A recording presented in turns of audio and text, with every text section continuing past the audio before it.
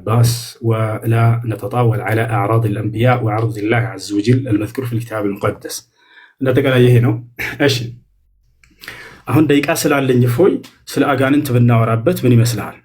አጋንንት በዚህ በ3 ደቂቃ እፎይ እድል ስጥህና እናውራ። አሁን አጋንንት በእስልምናና በክርስትና ሪባ ትላለን ገና እኮ 10 ደቂቃ ቀጥላውን ደቂቃን ጨርስ ተወያይ። እሺ በቃ እሺ እንግዲህ ስለ አጋንንት እናወራበትን ዛሬ ስለ አጋንንት በደንብ ትረዳላችሁ ክርስቲያኖች በደንብ እናወራለን። ቀጥላውን ደቂቃ 2 ደቂቃ አለ። እሺ ጠልቀት ይዋሽ ጨረስክ እንዴ? አንድ ሚውት አድርግ ደቂቃ አለ። ያብሽር ከፈለክ ልጨፍርበት ረጋ በል። ሚውት አድርገው። እሺ ለማንኛውም ሌላም ነገራቶችን ማንሳት ካስፈልግናው እናነሳ ነበረ።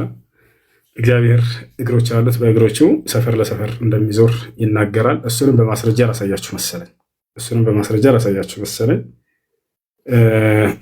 በምድር ላይ እንዲህ 5 አለ ባትሪ አንድ ቻርጅ አድርጌዋለሁ። ቻርጅ አለ። አይዋ ቻርጅ አለ። አስተካክለው፣ በደንብ አስተካክለው። እሺ ሌላኛው ነገር ምንድን ነው? እግዚአብሔር ሰፈር ለሰፈር ይዞራል ያልኩባቸውን ላውጣላቸው እስኪ። እግዚአብሔር እንግዲህ ከመጽሐፍ ቅዱስ ላይ ምን ይላል?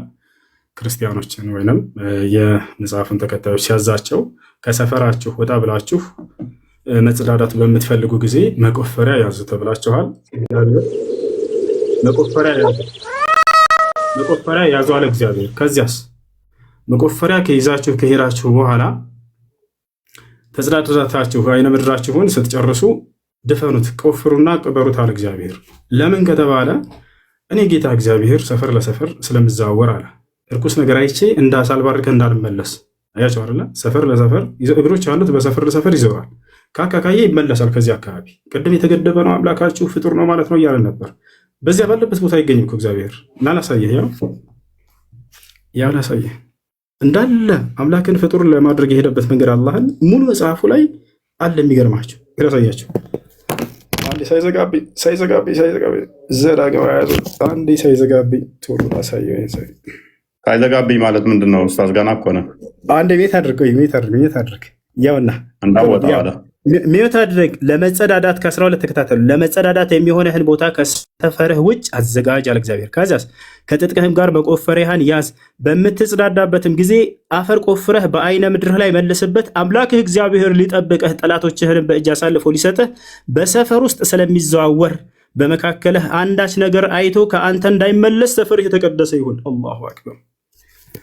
እግዚአብሔር ካካካክታችሁ ወይም ተጽዳርታችሁ በዚያ አካባቢ ላይ አልመጣም አለ። በቃ የዚያ ቦታ የማይገኝ ከሆነ የተገደበ ነው። ስለዚህ የተገደበ ከሆነ ፍጡር ነው ማለት ነው። ሌላው